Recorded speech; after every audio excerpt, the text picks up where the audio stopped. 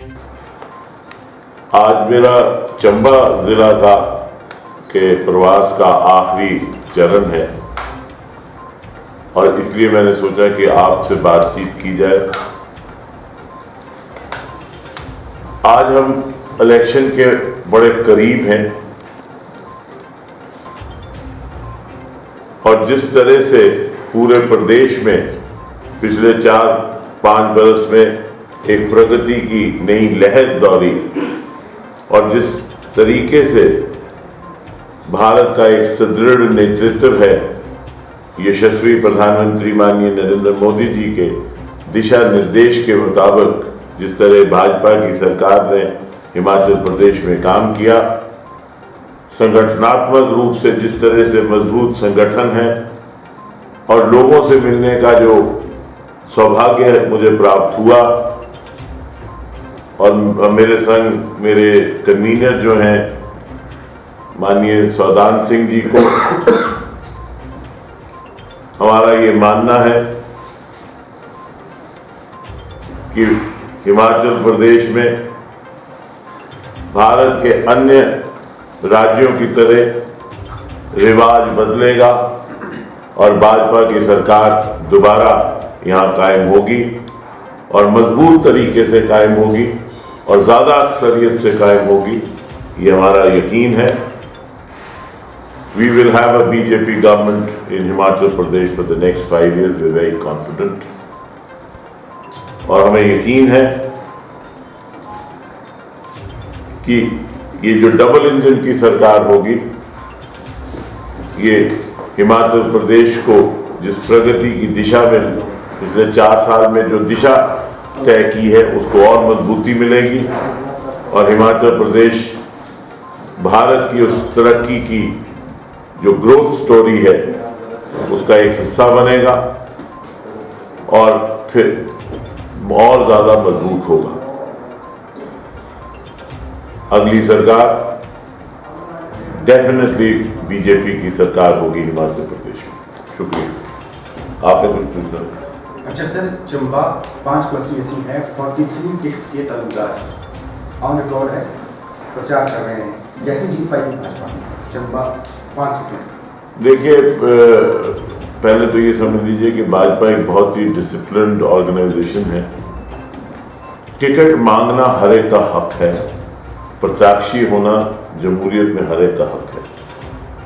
जो आदमी सियासत में आता है उसको टिकट मांगने का हक है, लेकिन जिस वक्त संगठन फैसला कर लेता है उसके बाद भाजपाई जो हैं वो अपने दायरे में रह के पद्धति प्रणाली के फैसले को सर्वप्रथम रख के आगे रख के भाजपा की नीतियों के साथ हम जुड़े हैं, हम सिद्धांत के साथ जुड़े हैं और उस सिद्धांत के पीछे चल के लोग जो है काम करते हैं। ये कोई कांग्रेस नहीं है जहां अलग अलग खेमे बनेंगे, अलग अलग हिस्से बनेंगे। हम एक पद्धति और प्रणाली और एक कार्य प्रणाली के तहत काम करते हैं और आज प्रत्याशी हैं, जब ऐलान हो जाएगा तो सब इकट्ठे होकर एकजुट होकर एक ही लक्ष्य के साथ काम करेंगे और वो लक्ष्य होगा कि भाजपा की सरकार हिमाचल में दोबारा बनानी है। रिवाज बदलना है, रिवाज बदलेगा।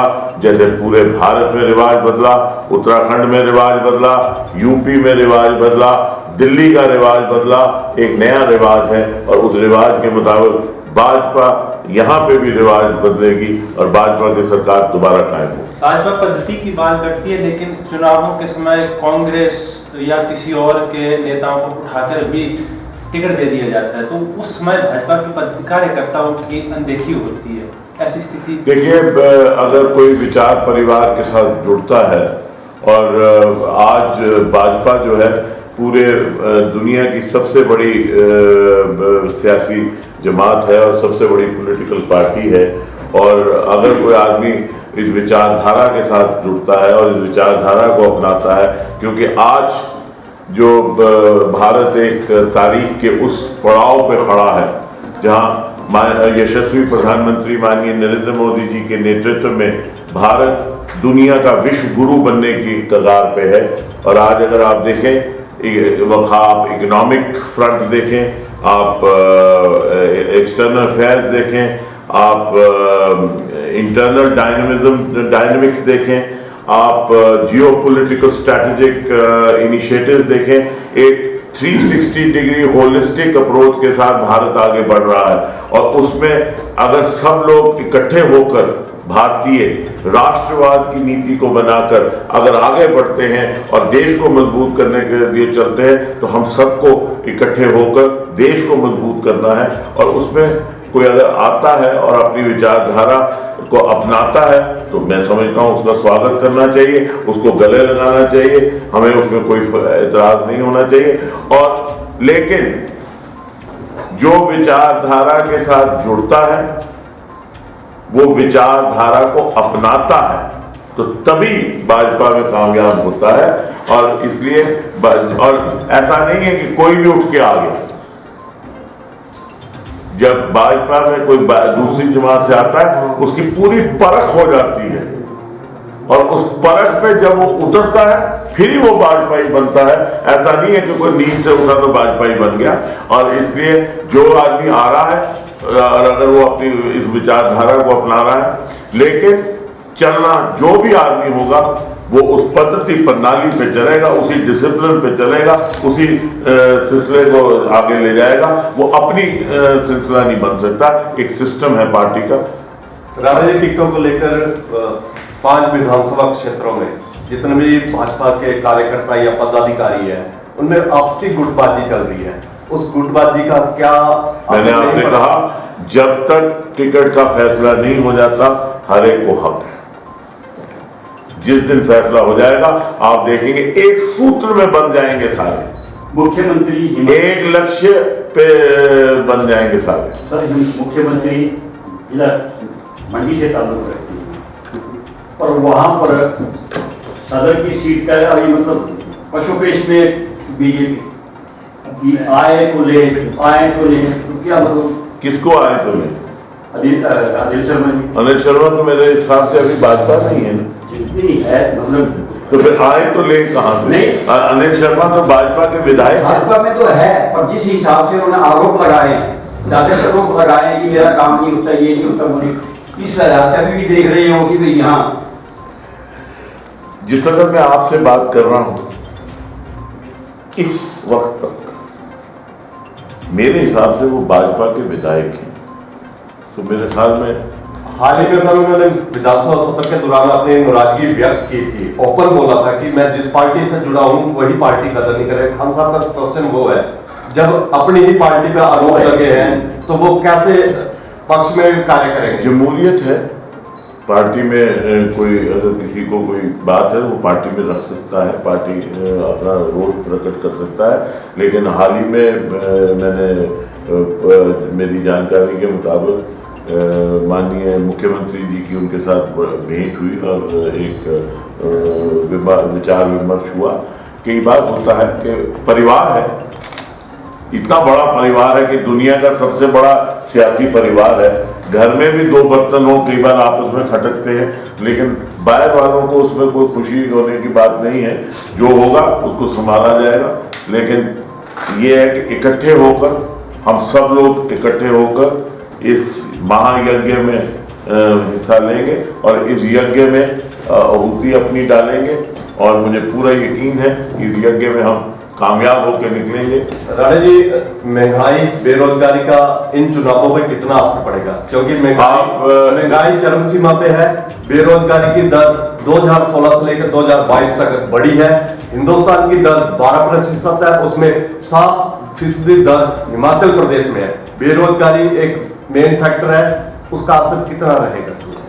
अगर आप दुनिया की इकोनॉमिक परिस्थितियों को देखें पोस्ट कोविड, तो आपको एहसास होगा कि इन्फ्लेशन जो है अमेरिका में किस स्तर पे पहुंच गई है, यूके में किस लेवल पे पहुंच गई है, यूरोपियन यूनियन में किस तरह से इन्फ्लेशन पहुंची है। और चाइना जो है वो एक क्लोज डोर है, चाइना एक बिल्कुल आयरन वॉल है, उसके अंदर क्या है किसी को मालूम नहीं है।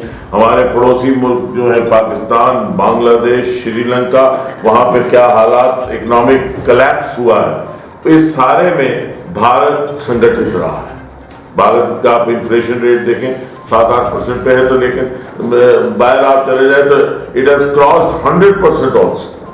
तो इसलिए अगर आप देखें इस इकोनॉमिक परिस्थितियों में जिस तरह भारत को रखा है, तो आगे भारत का ही फ्यूचर है। ये जो प्राइस राइज हुई, कुछ यूक्रेन की वजह से हुई, फ्यूल प्राइसेस पे असर पड़ा, ग्लोबल फैक्टर्स बहुत ज्यादा हुए हैं और कोविड की वजह से हुआ। लेकिन जिस तरह की इकोनॉमिक प्लानिंग इस भाजपा सरकार ने यशस्वी प्रधानमंत्री माननीय नरेंद्र मोदी जी के नेतृत्व में की है, भारत ही विश्व का ताकतवर इकोनॉमिक मुल्क बनेगा। नंबर 5 पे हम थे, नंबर 4 पे यूके था, हम 4 पे आए हैं। आने वाले वक्त में आप देखेंगे अगर इसी दिशा पे चले और इसी तरीके से भारत चला, कोविड के बाद जहां इकोनॉमीज कोलैप्स हुई, भारत जो है वो हो सकता है कि अगले साल में एक number 3 economy of the world बन जाए, जो एक बहुत बड़ा माइलस्टोन होगा इकोनॉमिक फील्ड में। बॉब सनफेल्ड जो मैकेंजी के सीईओ हैं, उन्होंने हाल ही में एक बयान दिया है। उन्होंने कहा कि मैकेंजी आप जानते हैं कि दुनिया की सबसे बड़ी एक वो कंसल्टिंग कंपनी है जो इकोनॉमिक इश्यूज पे अपनी पैनी नजर रखती है। उन्होंने कहा this is not going to be India's decade, this is going to be India's century on the economic front. ये अगर आपने देखा होगा 2 हफ्ते पहले पूरी दुनिया के अखबारों में उन्होंने कहा कि this is not India's decade, this is going to be India's century because of the economic reforms, economic measures taken by the government headed by माननीय ऑनरेबल प्राइम मिनिस्टर माननीय नरेंद्र मोदी जी। ये ऑन रिकॉर्ड है ये मैकेंजी का। ये सिर्फ दहाई ही भारत की नहीं होगी, उन्होंने कहा ये पूरी की पूरी सेंचुरी जो है, पूरा का पूरा, ये दशक ही नहीं, पूरा का पूरा सेंचुरी, 100 साल जो है अब भारत के, ये भारत की इकोनॉमिक, ये जो आपने इन्फ्लेशन कहा, जो आपने प्राइस राइज कहा, जो आपने अनएम्प्लॉयमेंट की दर कही, ये कुछ रिपल इफेक्ट है जो कोविड के बाद जो परिस्थितियां बनी। लेकिन आने वाले वक्त में यही इकोनॉमिक डेवलपमेंट होगी, यही होगा, हम आत्मनिर्भर बनेंगे, हमें कहीं जाने की जरूरत नहीं पड़ेगी, लोग हमारे पास आएंगे। प्राइस राइज जो आपने कहा, हम कंट्रोल करेंगे प्राइसेस को, हम प्राइसेस को अपने एक प्रॉपर दर पे लाएंगे।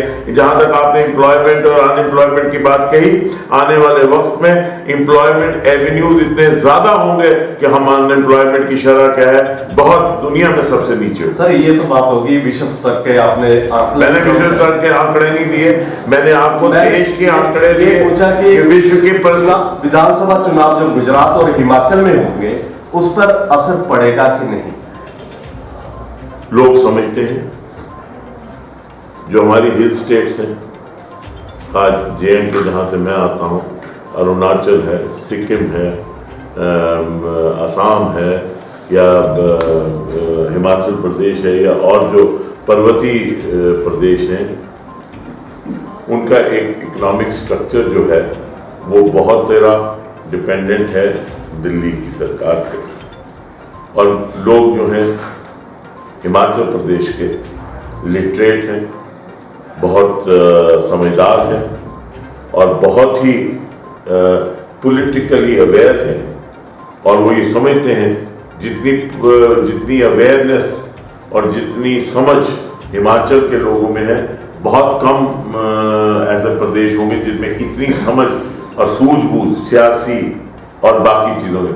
मुझे पूरा यकीन है वो सारे हालात को समझते हैं, वो विश्व के हालात को भी समझते हैं, भारत के हालात को भी समझते हैं, जिस दिशा में भारत जा रहा है, जिस नेतृत्व में जा रहा है उसको समझते हैं, और वो ये समझते हैं कि मजबूत भारत, मजबूत हिमाचल प्रदेश, मजबूत हिमाचल प्रदेश मजबूत भारत के साथ जुड़े के उस तंत्र के साथ जब इकट्ठे होकर डबल इंजन की सरकार बनेगी, तो जो हिमाचल के मसले हैं वो बड़े कर्मठ तरीके से हल होंगे।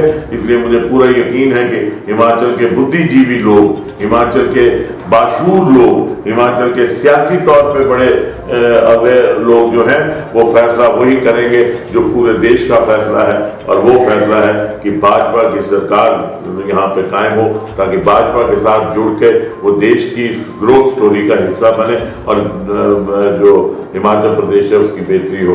अगर आप हिमाचल प्रदेश के पिछले 5 साल के कार्यकाल के उनकी जो वेलफेयर स्कीम्स हैं, अगर आप उनको देखें, अगर आप देखें कि किस किस्म के मेजर्स लिए गए हैं, खा वो हिम केयर हो, खा किसान सम्मान निधि हो, खा महिलाओं के लिए प्रावधान हो, तो क्या अनुसूचित जातियों के लिए जो इकदाम उठाए हैं, जो जिस किस्म का डेवलपमेंटल कोशिश यहाँ शुरू हुआ।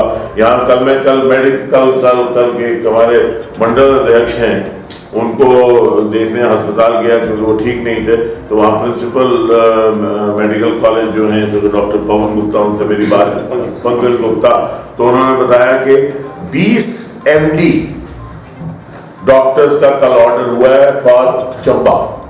20 MD, एक मैं शाह साहब, 20 MD डॉक्टर्स का ऑर्डर हुआ है फॉर चंबा, कि 20 MD डॉक्टर्स। तो वो खुद ही कल मुझसे कह रहे थे कि ये बहुत बड़ा एक कदम है सरकार का, जिससे कि मेडिकल फैसिलिटी को एक बहुत एक लेवल मिलेगा।